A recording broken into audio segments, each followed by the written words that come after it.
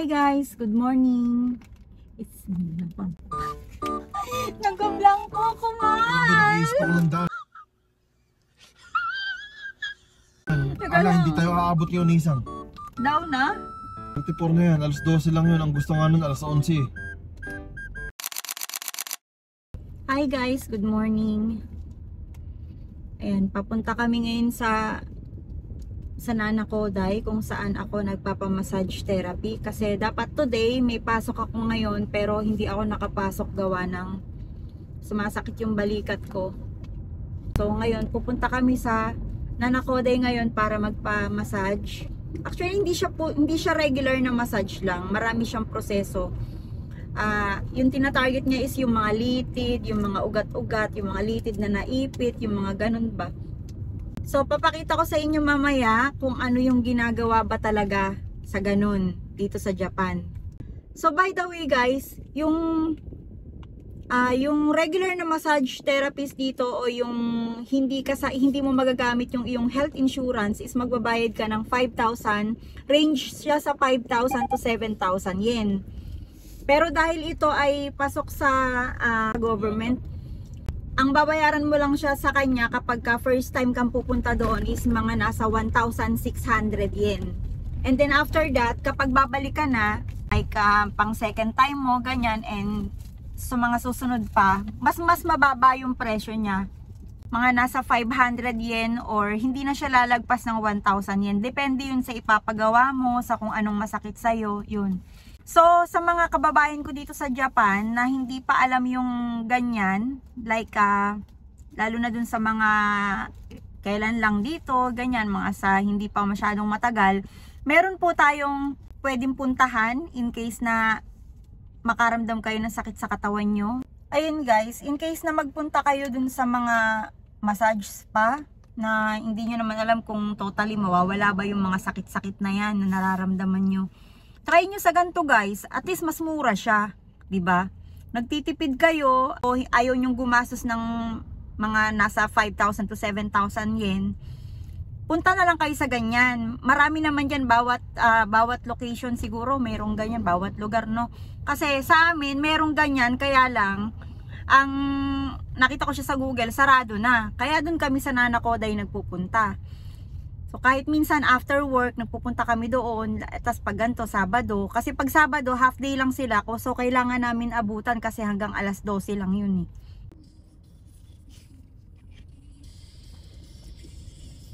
Ang laki pa ng dilim guys, mukhang uulan. Maabutan pa yata kami ng ulan. Tapos traffic pa sa dinadaanan namin kanina pa. So ayan, sana makarating tayo ng mabilis. Kaya pala guys, may naglilinis ngayon, kaya pala traffic. Ay. Ganyan dito sa Japan guys. Tingnan nyo naman yung kalsada. Wala kayong malinis na, nililinis pa. Sa atin, buo pa, sinisira na para gawin. Saan kayo guys? Inyo, kahit balat ng candy guys, kahit balat ng candy, wala kayong makikita dyan. Tapos yung mga sira-sirang daan na yan, minsan yung makikita nyo, ini-espalto lang yan. Hindi yan basta-basta sinisira, itinataas, ginagawa, hindi ganon. Aabot kaya kami, tinanghali kasi ako ng gising. Kagabi ko pa sinabi sa kanya na ganon, parehas kami tinanghali ng gising. Sarap kasi matulog, di ba, kapag malakas ang aircon, lalo na kapag mainit ang panahon. So ayan, sana umabot tayo para naman kahit paano guminhawa naman yung pakiramdam ko, dahil hirap kaya magtrabaho ng may iniinda ka. Sabi nga nila, hindi baling pagod ka, basta wag ka lang nakakaramdam o wala ka lang nararamdaman na kahit anong masakit. Kasi yun ang mahirap yung nagtatrabaho ka na, umaaray ka pa. Guys, ang ganda ng view dito sa dinadaanan namin. Masyadong mapuno. Ibibidyo ko sana yung labas. Tingnan nyo naman ang nangyari sa buhok ko. Napakalakas ng hangin. Doon ako nag-aaral driving school. Noda. Oo. Ito guys, Diyan sa building na yan, diyan nag-aral yung asawa ko. Diyan siya kumuha ng lisensya. Oo. Ayun naman nag-aaral. So, nandito na pala kami sa gawin ng Noda. Akala ko malayo pa. Ayan na guys, so umuulan na. Inabutan na kami.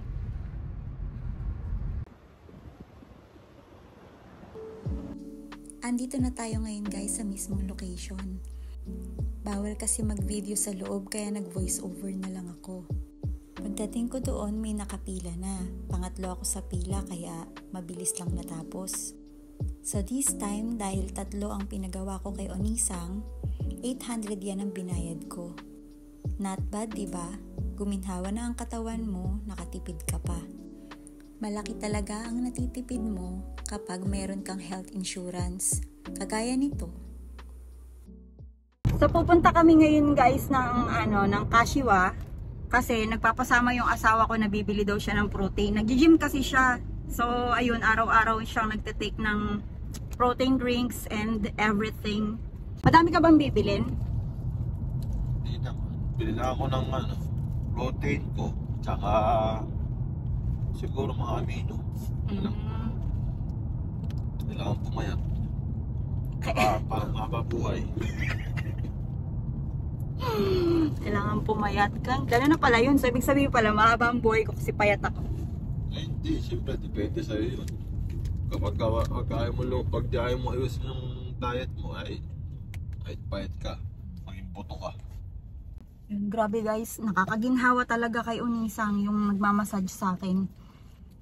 Matagal na siya actually, mga ilang months na ba ako nagpapaano sa kanya. Putol-putol. Dahil busy sa trabaho eh. Tapos ang mura pa. Ang mura pa nung nung singil niya kasi pasok yun sa health insurance kaya ganun. 810 per session sa mga ilang bumabalik. Then pag first time ka around 1,200 to 1,500, di ba? Pinakamahal na yung 1,500. 1,620 yung binayaran natin last time. Ayun ba yung first time na binayaran natin? So, 1,620 I think. Tapos pagkayari na half na lang. So yun guys, so grabe maulap yung panahon ngayon, parang Hindi bubuhos yung makapaglilinis. ulan. Maglilinis sana kami ng sasakyan kasi halos 2 weeks na yata o mag-iisang buwan na.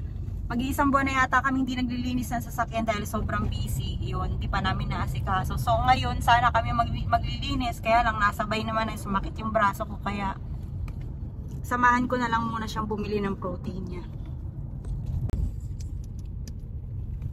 Na-traffic pa kami guys. Ayan, Diyos ko naman. Porsche. Kanina pa ako uwi, na-traffic pa kami. So Saturday kasi ngayon, kaya yan. Araw ng pahinga ng mga empleyado. May nakita kami itong hammer kanina, ang ganda. Ganda talaga ang Gusto ko yun yung bilhin mo sa susunod. Yun naman ang bilhin mo sa susunod, be. Eh, gustong bilhin ko yung kabilang mundo eh. Ibenta mo na tong Toyota Race mo, tapos yun na lang ang bilhin mo. Lucky charm ko to eh. No. Ito kasi yung sasakyan niya ngayon, Toyota Race. Ito yung pangalawang car, pero ito yung galing sa kanyang talagang sariling bulsa. Ito yung kauna-unahan niyang pundar. Kaya mataas ang value ng sasakyan na to. A few moments later. Uy! Meron bang nabibili dito na protein? May protein dyan. Mura nga dyan eh. Yung protein ko nga nandyan. Ano? Protein. Dito mall, hindi ito yung mall na pinuntahan natin nakaraan. May tinda nga dyan sa taas. Tignan mo, may tinda dyan naman. Dito kami ngayon sa Kojima. Parang ano ah. Alam ko na. Huwag kang mag-expect. Parang alam ko na to ah. Huwag kang mag-expect. Yun guys, bumalik kami dito sa Kojima. Sabi niya bibili siya ng protein, nagulat ako. Bumalik kami dito sa Kojima, siguro bibili na niya yung